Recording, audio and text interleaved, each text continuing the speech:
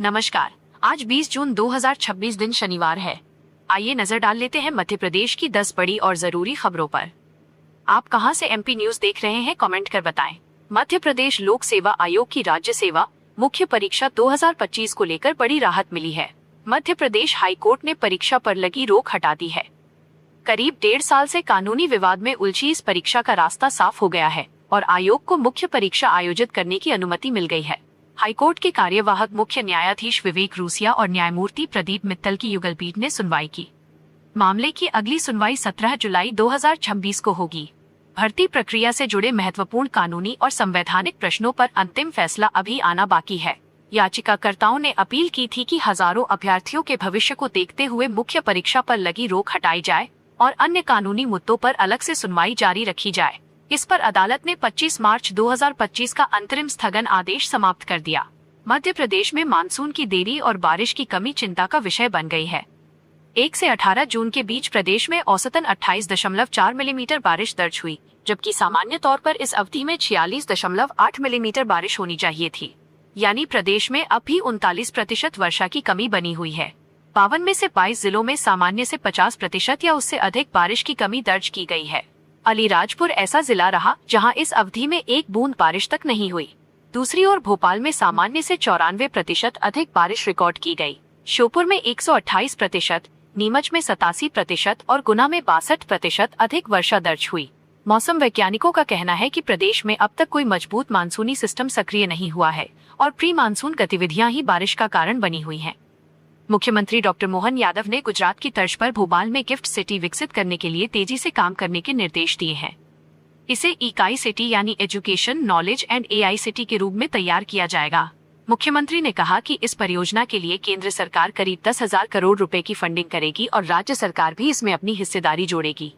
उन्होंने उज्जैन में बन रही मेडी सिटी, साइंस सिटी और इंजीनियरिंग कॉलेज की प्रगति की भी समीक्षा की। साथ ही उज्जैन में मेडिकल, साइंस और टेक्निकल एजुकेशन के लिए सेंटर ऑफ एक्सीलेंस स्थापित करने के निर्देश दिए। समत्व भवन स्थित मुख्यमंत्री निवास में विज्ञान एवं प्रौद्योगिकी विभाग की समीक्षा बैठक के दौरान प्रदेश को विज्ञान और नवाचार के क्षेत्र में अग्रणी बनाने पर विशेष बल दिया गया। राज्य शासन ने सोम डिस्टिलरी समूह की इकाइयों द्वारा वर्ष 2026 के लिए पेश किए गए आबकारी लाइसेंसों के नवीनीकरण आवेदन निरस्त कर दिए हैं। मुख्यमंत्री डॉक्टर मोहन यादव के निर्देश पर यह निर्णय लिया गया। आबकारी आयुक्त दीपक सक्सेना ने आदेश में कहा कि किसी भी लाइसेंस का नवीनीकरण स्वचालित प्रक्रिया नहीं है। इसके लिए संस्था के समग्र आचरण, कानूनी अनुपालन, लाइसेंस की शर्तों के पालन, नियामकीय पात्रता और सार्वजनिक हित से जुड़े पहलुओं का परीक्षण आवश्यक है। आदेश में कहा गया है कि संबंधित समूह से जुड़े मामलों में पूर्व में अवैध शराब परिवहन, कूटरचित परमिटों के उपयोग, शासकीय राजस्व को नुकसान पहुँचाने और आबकारी कानूनों के गंभीर उल्लंघन से जुड़े तथ्य भी विचार में लिए गए। मुख्यमंत्री डॉक्टर मोहन यादव ने कहा है कि आंध्र प्रदेश सरकार ने मध्य प्रदेश से बाघ और गौर उपलब्ध कराने का अनुरोध किया है। उन्होंने अधिकारियों को निर्देश दिए कि बाघ और गौर देने की प्रक्रिया आगे बढ़ाई जाए तथा बदले में आंध्र प्रदेश से वाइल्ड डॉग्स या अन्य वन्य प्राणी लेने के प्रयास किए जाएं। मुख्यमंत्री ने बताया कि राजस्थान सरकार सोन चिरैया देने पर सहमत हो गई है और उसे मध्य प्रदेश लाने की प्रक्रिया शुरू की जाए। वन विभाग की समीक्षा बैठक में उन्होंने वन्य पर्यटन का तेजी से विस्तार करने, पर्यटकों के लिए सुविधाएं बढ़ाने, होमस्टे को बढ़ावा देने और सफारी वाहनों की संख्या बढ़ाने के निर्देश दिए। बैठक में बताया गया कि इस वर्ष 300 जनजातीय देवस्थानों का विकास किया जाएगा, जबकि अब तक 1421 देवस्थानों का विकास किया चुका है। केंद्रीय कृषि मंत्री शिवराज सिंह चौहान ने भोपाल में बताया कि प्रधानमंत्री किसान सम्मान निधि की 23वीं किस्त 20 जून को जारी की जाएगी। प्रधानमंत्री नरेंद्र मोदी पश्चिम बंगाल के हुगली जिले के तारकेश्वर से किसानों के खातों में राशि ट्रांसफर करेंगे। शिवराज सिंह ने बताया कि मध्य प्रदेश के 81.67 लाख किसानों के खातों में 1,634 करोड़ रुपए से अधिक की राशि सीधे भेजी जाएगी। उन्होंने कहा कि खरीफ सीजन की शुरुआत से पहले मिलने वाली ये सहायता किसानों के लिए बड़ी राहत साबित होगी। उन्होंने बताया कि पीएम किसान योजना के तहत अब तक 22 किस्तों में देश भर के किसानों को करीब 4.28 लाख करोड़ रुपए की सहायता दी जा चुकी है। 23वीं किस्त के तहत देश के लगभग 9 करोड़ किसानों के खातों में 18,800 करोड़ रुपए से अधिक की राशि भेजी जाएगी। मध्य प्रदेश के खिलाड़ियों को खेल उपलब्धियों के आधार पर सरकारी नौकरी पाने का अवसर मिलने जा रहा है। राज्य सरकार ने पुलिस विभाग में उत्कृष्ट खिलाड़ियों की सीधी भर्ती के नियम 2021 में संशोधन कर दिया है। नए नियमों के तहत उप निरीक्षक यानी एसआई के 10 और आरक्षक के 50 पदों पर खिलाड़ियों की सीधी भर्ती की जाएगी। वर्ष 2021 के बाद पहली बार ये भर्ती प्रक्रिया दोबारा शुरू होने जा रही है। सरकार का कहना है कि खेल कोटे से भर्ती प्रक्रिया अब हर वर्ष नियमित रूप से आयोजित होगी। संशोधित नियमों के तहत चयन, पात्रता और मूल्यांकन प्रक्रिया को अधिक पारदर्शी और प्रभावी बनाया गया है। National eligibility cum entrance test यानी नीट यूजी 21 जून को आयोजित होने जा रही है। परीक्षा को लेकर प्रशासन पूरी तरह अलर्ट है।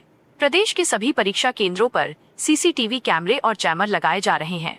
विद्यार्थियों की सुविधा के लिए प्रत्येक केंद्र के बाहर बड़ी घड़ी लगाई जाएगी और स्वास्थ्य संबंधी किसी भी आपात स्थिति से निपटने के लिए डॉक्टरों की तैनाती की जाएगी।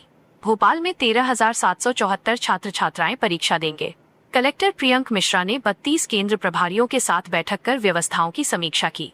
परीक्षा केंद्रों तक पहुंचने में किसी तरह की परेशानी न हो, इसके लिए पुलिस और प्रशासन को विशेष निर्देश दिए गए हैं। राजधानी भोपाल में पटवारियों के तबादलों की सूची 24 घंटे के भीतर बदल जाने से प्रशासनिक निर्णयों पर सवाल उठने लगे हैं। 15 जून को जारी स्थानांतरण आदेश में 46 पटवारियों के तबादले किए गए थे, जिनमें कई कर्मचारी 5 से 8 वर्षों से एक ही तहसील में पदस्थ थे। लेकिन अगले ही दिन जारी संशोधित सूची में 46 में से 24 पटवारियों के नाम हटा दिए गए और उनके तबादले निरस्त हो गए। बताया जा रहा है कि कैबिनेट बैठक के बाद स्थानांतरण की समय सीमा बढ़ने के चलते नई सूची जारी की गई। हालांकि सूत्रों के अनुसार कई प्रभावशाली संपर्कों के जरिए कुछ पटवारियों ने अपने नाम सूची से हटवा लिए, जिससे पूरे मामले को लेकर सवाल खड़े हो गए हैं। मध्य प्रदेश में मानसून की देरी किसानों के लिए दोहरी चिंता बन गई है। एक और प्रदेश में सामान्य से 39% कम बारिश होने के कारण खरीफ फसलों की बुवाई प्रभावित हो रही है। वहीं दूसरी ओर बड़वानी जिले में आंधी और बारिश ने 2 किसान भाइयों की केले की खड़ी फसल बर्बाद कर दी। फसल के नुकसान से एक किसान को गहरा सदमा लगा और उसकी तबीयत बिगड़ने पर उसे अस्पताल में भर्ती कराना पड़ा। वहीं खरगोन जिले में वेदा, कुंदा और धारक नदियां सूख गई हैं, जिससे जल संकट गहरा गया है। इससे नाराज 200 से अधिक किसानों ने खंडवा बड़ौदा हाईवे पर बैलगाड़ियां खड़ी कर चक्का जाम कर दिया। मौसम विभाग का अनुमान है कि इस बार मानसून करीब 25 जून के आसपास मध्य प्रदेश में प्रवेश कर सकता है।